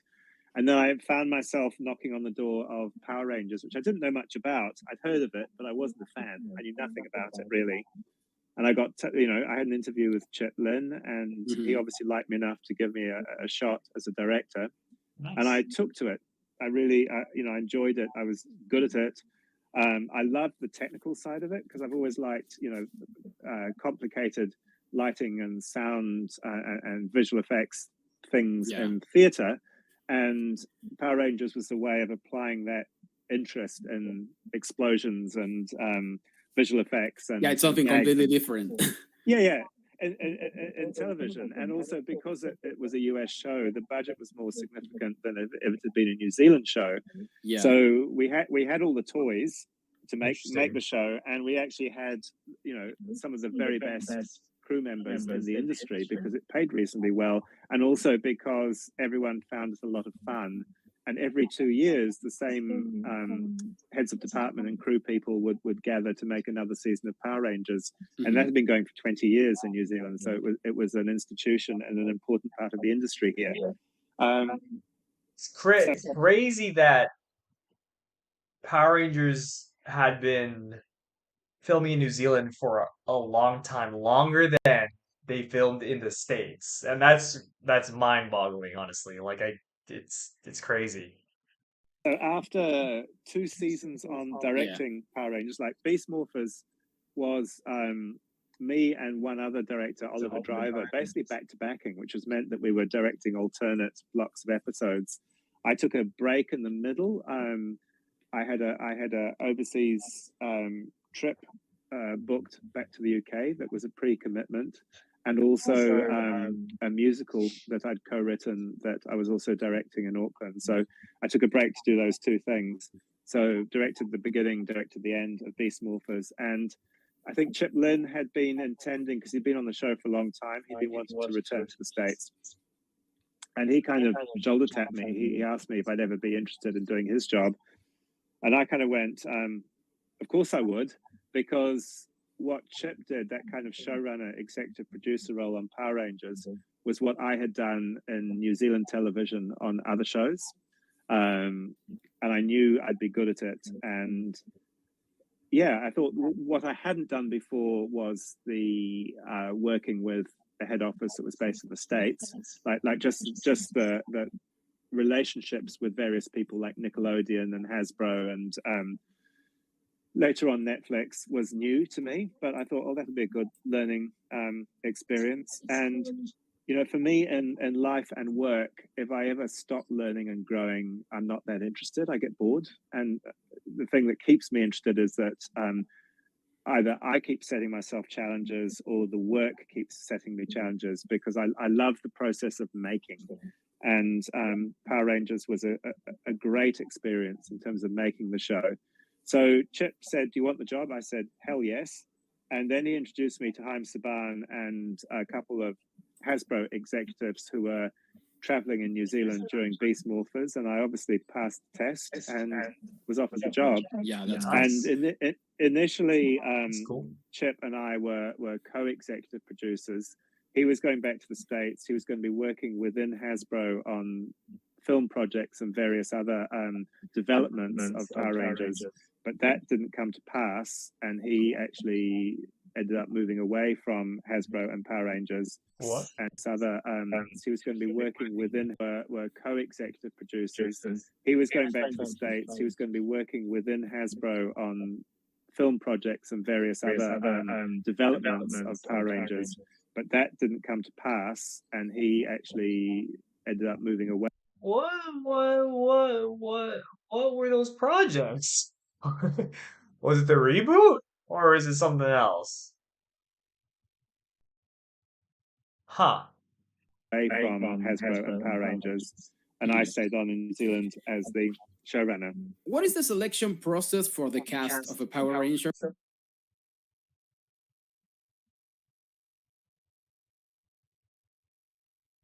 Huh. Interesting. And what qualities do you look for in the actors who will play the heroes and the villains? Okay, we had a casting director in the US who has been casting the show for a long time, and this was during COVID for Dino Fury, so it was tricky. I was hoping I'd be able to go to the States and be part of the final round of auditions, but it wasn't to be. So what we asked for is people who can plausibly play teenagers in their late teens or early 20s, who have a strong physical aptitude, whether it be dance or martial arts or something that they can demonstrate. So we send a couple of audition scenes out, and we ask them also to make a self-tape demonstrating whatever their physical skill might be. Yeah. Okay. I guess the things that are important are looks, acting ability, looks, physical capability, and acting ability are the three most important things. And you know, it's important that we have a range of ethnicities in the cast, so it's a diverse bunch of people. And we narrow it down from the many people who audition at the first stage to maybe the 30 or 40 who make it through the various rounds to be the final candidates. And then I will put together, or Chip and I will put together a list of our preferences. And then we had a meeting with the key people in Hasbro, a Zoom call, where we'd look at them all and discuss them and make a few changes. Like we always have at least 2 backups for each role in our heads. I see. And then we would put together the palette of our final team that everyone agreed on. Like there's quite a lot of discussion and negotiation involved in that. So that's the Ranger cast. We lost our Green Ranger after the original actor had arrived in New Zealand. Won't go into the reasons for that, but what happened was we had to recast Green at short notice. And Tessa Rao had just turned up on one of our New Zealand general audition tapes, because obviously we cast the net wide looking for our guest characters. She might have auditioned for Jane or J-Borg, I can't remember which. Anyhow, she just jumped out of the screen. She shone in that audition. And Charlie Haskell, who was directing block one of Dino Fury actually said, "Have you seen this one?" And I hadn't. I looked. I thought, "Whoa, she's good." And so we called her in for a second audition. Yeah, I mean, Tessa is a great actress. I really love how she acts. Yeah, it's fantastic. She's really good. And she did a really good audition. I think this was like 2 weeks before favorite we too. shooting. It was very last minute. Yeah, the rest of the cast were all in the country, and we had to get Netflix to agree, and they did. And so Tessa was cast, and I think she became unforgettable as Izzy, as our Green Ranger. Really, really good. Yep. And it was a very solid bunch. The guest characters, we tend to cast from within New Zealand, and that's about cost. Obviously, anyone we bring in from overseas, we have to accommodate and pay per diems to, and it becomes much more expensive, as well as flights, etc. So we cast the guest characters from within New Zealand, and they all cast. Yeah, they all were cast from auditions. And I ran the shortlist auditions in New Zealand myself, because I'm really interested to see how well actors will respond to direction and how flexible they are. And because most people, when they do a self-tape or an audition, they're doing something that they've kind of rehearsed in a mirror, you know. And for me, the interesting actors are the ones who can break that pattern and do something completely different and spontaneous if asked. So I'm always kind of testing that ability. And it went very smoothly. And always, you know, the monsters are played by Japanese suit actors, stunt people inside those suits, because that's a very specialized skill. And we have to cast the voice actors as well to play all those roles. And so that's again an audition process. I really want to talk about the action and fight choreographies, because are fundamental part of Power Rangers. How do you work with the stunt coordination team to make sure these scenes are exciting and safe? Well, safe is a given, really. That it has to be safe. We have safety officers on set on both main and second unit. And the directors are not allowed to do something that is going to injure someone or that is too risky. And since I've been there, I don't think anyone's been seriously hurt on the show at all, because we do have high standards of safety required. The main people I work with are the second unit directors, who are in charge of designing and choreographing the action sequences. We have a New Zealand stunt coordinator who provides I'll definitely the have a video about that who play the henchmen, who play the grunts, you know, whoever they might be, whether they're henchmen or putties. They're generally New Zealand stunt performers. Minions. And the New Zealand, the minions. The New Zealand stunt coordinator also is in charge of anything involving vehicles, and also has the wire rig equipment. Basically, runs all the pulleys and the cranes for the wire work. So I have a meeting before, you know, at the beginning of pre-production for a block of episodes. I'll have a sit-down meeting with the director of that block and the second unit director of that block. And my meeting with the second unit director is really to communicate priorities in terms of story and action. Like, this is a really important fight, make it big. This one doesn't matter so much. And to make sure they understand if there are important story points that have to be communicated as part of the action sequence. And also to make sure that they don't spend too much time on fights that aren't too significant. It's better to have less but spectacular fight than a whole lot of average fight.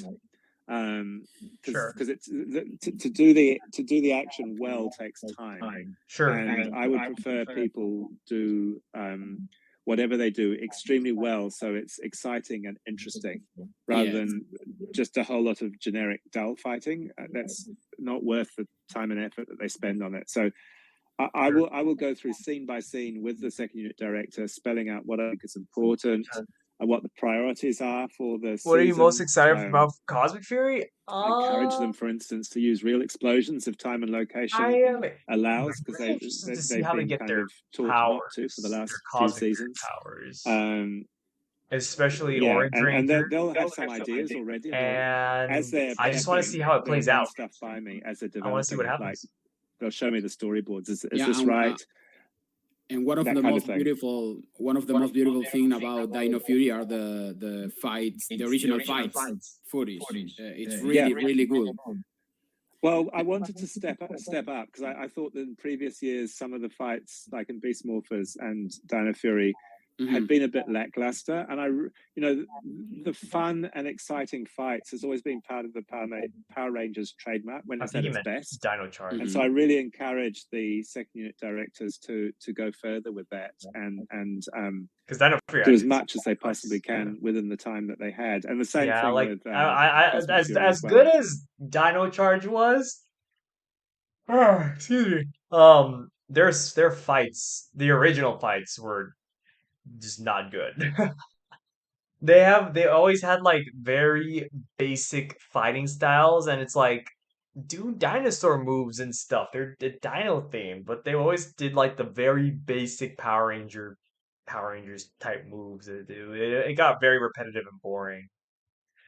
So yeah, Dino Fury really. All right. I'm very interested in knowing what is the structure it's like for filming an episode of Power Rangers. How do you rehearse? How long does it take to record an episode? Well, I'm not very interested in this part. All the Ranger base scenes for 3 episodes are shot. You don't want to do that. Oh. Ads again.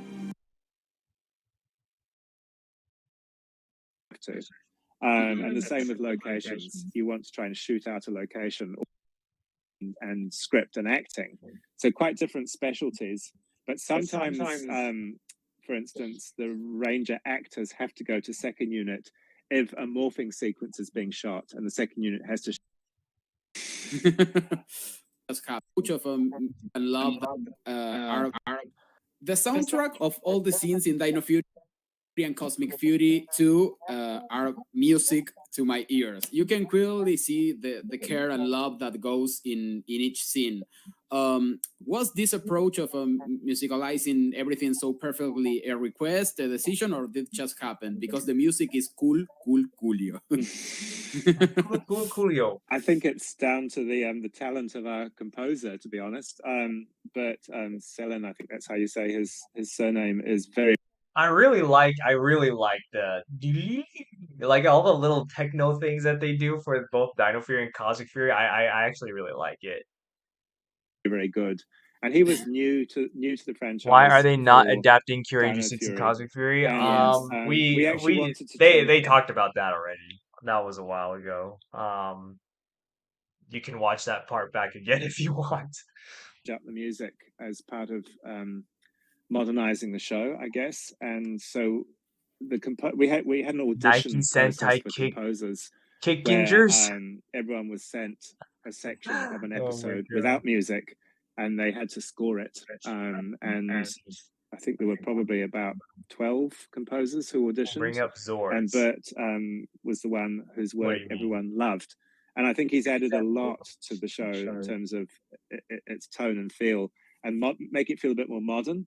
He's very synth based, keyboard based, as opposed to guitar driven, which Power Rangers traditionally was. Yeah. But I think he also understands what's needed and can do great action score as well as emotional underscore. What happens is when the pictures are Dino works for it, I think, especially like with the whole cosmic theme and everything. Like the thematically it works with like all the morphing grid stuff. It's very like mystical kind of theme. Like it works. In the edit, we send him those locked pictures, and then he'll send me a draft of the music, and then I'll make notes on the draft and send them back to him, and then he'll make changes and tweaks based on those notes, and then we'll lock. I'm excited for Female Red Ranger. Yes, I love what he brought to the show. Me too. I know that. Me too. You know, interested to see how that the fandom works. Ron Wasserman's use of songs and metal guitar theme for particularly for the fights. But for me, what Bert brought was really about giving the show a bit of a more modern feel and less of an old-fashioned feel. I'm not saying Ron's old-fashioned, because all composers work to a particular brief, but that metal guitar sound was very much a sound of Power Rangers in the 90s. Yeah. And I think that Bert brought a sound that was much more contemporary, but with a slight vintage feel to it too, because it does hark back to that kind of 80s or 90s synth language. Anyway, I love what he did. He's great. Mhm. Yeah. I really need to know the origin of Cool Coolio, please. I don't know whether it was Becca or Alwyn who came up with that, but it was just something funny that was in one of those early scripts about Zato trying to blend in as in the human world, because we wanted not so much a story, but just moments that showed him trying hard to fit, and it was funny and it worked. And also, Russell's got a very dry comedic sense, and he just pulled it off beautifully. He's great. I've got a coffee mug with cool. Yeah, I saw the coffee mug. It's really cool. That's cool. Power Ranger was always inclusive, but I have to say that I love something that happened in Dino Fury, and it's the participation of Lily, Izzy, and Javi's cousin, but not because of the simple fact of putting someone with different abilities, but because I love seeing Izzy treat her as an equal and not someone special. When Izzy had to get mad with her, she did it without a problem, and for me that is true inclusion, because I believe that we are the ones who are not yet qualified to treat them. What was it like working with her? Phil, thank you for noticing that, because that was exactly that was good. I remember that their cousin, who was she in a wheelchair or something? I don't remember. She was, she was had a disability. That was good. How that how that episode played out was good. What we were trying to do with Lily, but also it's a completely different scenario with Izzy being a lesbian character. You know, it's really, when you're dealing with characters who are not part of the mainstream necessarily, the best way I think you can deal with them from a story and script point of view is just to normalize them, not treat them as special or different, not make them the point of the story, but just make them happen to be someone from a particular background or a particular range of abilities or a particular orientation. Hello, and Alina. so that's something I believe in really strongly. And we did have advice. We had advice from the Special Olympics about the Lily character. And we had advice from GLAAD about. That's great that they got someone like that Tessa on the and show. Fern's That's awesome. relationship, just to make sure that what we did was authentic as opposed to tokenistic. And I think that's really important. Sure. Sarah Dalton was fantastic, who played Lily. She was just great. It's interesting that you mentioned that argument scene, because Tessa hated Izzy being so horrible to her cousin. She just felt it was so mean. And really didn't like having to play that, but it doesn't make Izzy a hateful character. I think it makes her a realistic character, because by the end of the story, she has realized that the way she behaved was less than perfect. And I think having characters with flaws is more interesting than having perfect characters. And that's something as well that used to be the case with old Power Rangers, which is that they had to be perfect. They couldn't be flawed. And if you've got a bunch of perfect characters, then there's no story with them. You end up actually looking elsewhere to find your stories, and the characters are in danger of just becoming these bland things, like Troy, as opposed to detailed, interesting characters. Some hours ago you tweet this and it's about what you think about the future of Power Ranger, the reboot. Can you amplify this tweet for us? I'm a big fan of Jonathan Entwistle's, how do you say his name? Previous output, End of the World was, and I'm not okay with this, were fresh and groundbreaking TV. I'm confident that if Hasbro can get the new Entwistle YA, what's YA? Power Rangers reboot series off the ground, it will be riveting and original. Okay. I'm not sure what motivated me to say that. I think partly because of all the negativity I've been reading lately on Twitter. Probably. And also the Probably. kind of realization that's dawning How are we doing, amongst Alexis? some of the fandom that the old ways of Power Rangers are over and that whatever is in the future is going to be new and different. Yeah. And I really wanted to say, I mean, I don't know any more than you do what the future of Power Rangers is, but if Jonathan Entwistle is involved, it's going to be interesting and quite probably really, really good. And it's going to be different and new. And, you know, I'm a fan of those two shows that I mentioned in that tweet. And I think Jonathan Entwistle's depiction of young people is modern and engaging and interesting, and I just can't wait to see what he's going to do with a brand like Power Rangers. It's going to be really interesting. I think I mean the challenges about the young adult series, apart from the strikes and the long development time frame, are going to be yeah. I mean, financial, because it's going to be. I figured I did this stream an hour-long early. High production value series. There's got to be a lot of commitment on this the was part a long of interview, and I wanted to get it started early. So into existence. We got 2 more. The other challenges, as I mentioned today, are going to be overcoming a preconception. I can't wait for Cosmic Fury figures. Hopefully, we get all 6 of them, or actually all 7 of them. Technically, hopefully, we get all 7 Cosmic Fury figures. Last time I heard, we're only getting 3, so.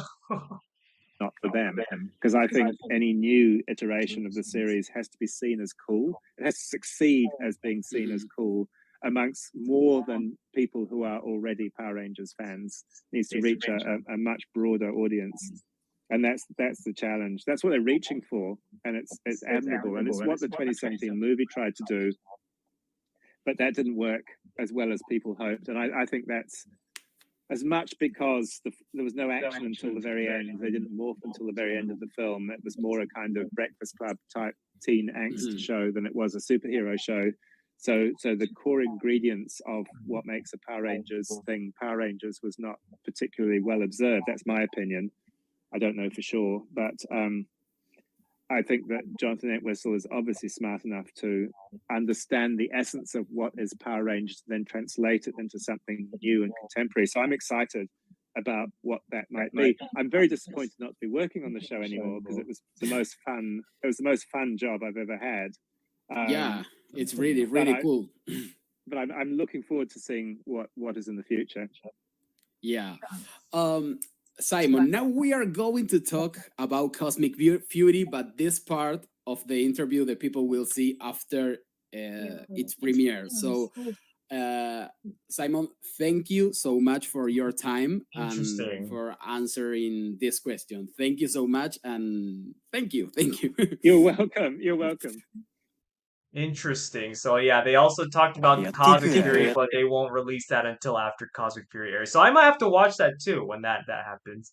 God, wow, that was a really good interview. Shout outs to Nick News if you guys want to check out his stuff. Hey, he does pretty good stuff. It's all usually in Spanish though. So I mean, if you speak Spanish, well, there you go. But you know, maybe they have subs on their channel. I would imagine. I don't know. I'm not sure, but they will have an interview with David Yost, so maybe we'll check it out on stream. I don't know. We'll see. I'm more curious about them talking about Cosmic Fury, like after the show's aired. So that's gonna be interesting. That was a good interview though. That was really good. I'm not gonna lie, that was a really good interview. Some interesting stuff in there. What was the last point that? Yeah, he was talking about like the potential reboot, and I think fans, we need to like just set aside everything we know about Power Rangers and just expect something completely different and new with the reboot if it ever happens. I think that's what we got to do because I don't think it's you know I can definitely see it happen where the reboot happens and it's nothing like the Power Rangers that we know and love, and people would just complain about it and say it's bad because it's different. I know there was that whole debacle about, Power Rangers moving away from tokusatsu, but I don't think that was the argument that Simon was necessarily going for because tokusatsu literally just means um special effects.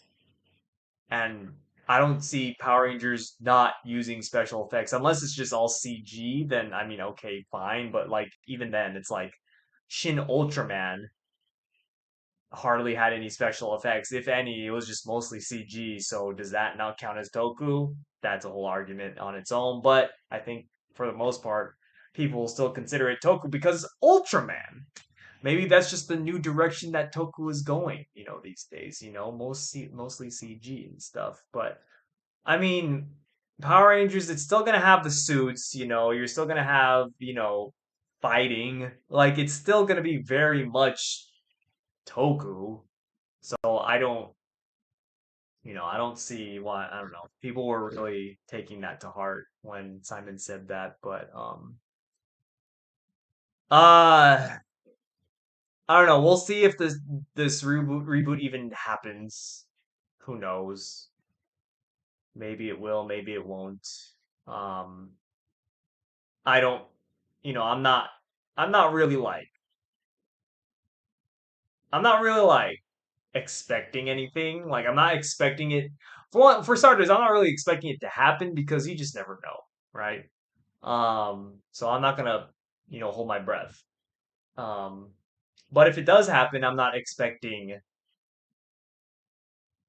have any expectations because I don't know. I don't know what this guy's gonna do. I don't know any of his work, and I don't care to check out any of his work, to be honest.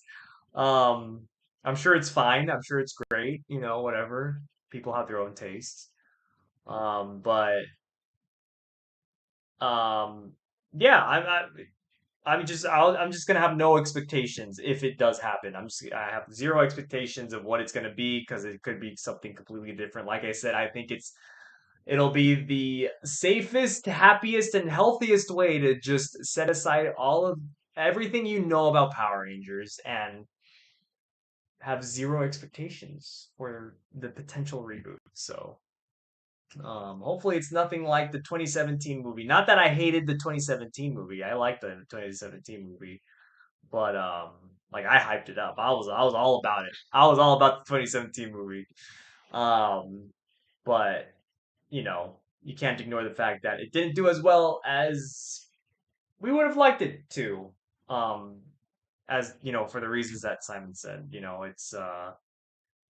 it was just a very breakfast clubby kind of film, very too edgy, I would say, especially for Power Rangers. And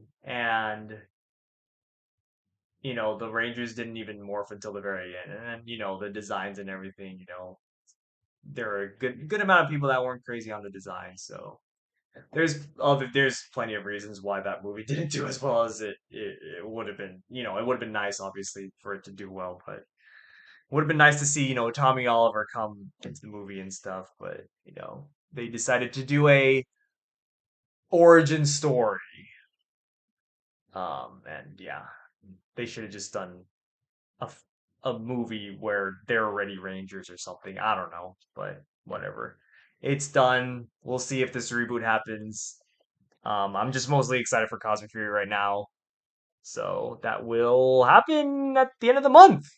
Very, very soon, in 2 weeks, in less than 2 weeks. So I am very excited for it. What if there was never going to be Once and Always in Cosmic Fury? I don't know, then there wouldn't be Once and Always in Cosmic Fury. I don't know. There would be nothing. I don't know. All right. Well, thank you to everyone who joined. and watched with me. That was a really good interview. If you want to check out the interview yourself, the link is in the description below. Once again, thank you for 4,000 subscribers. I appreciate every single one of you.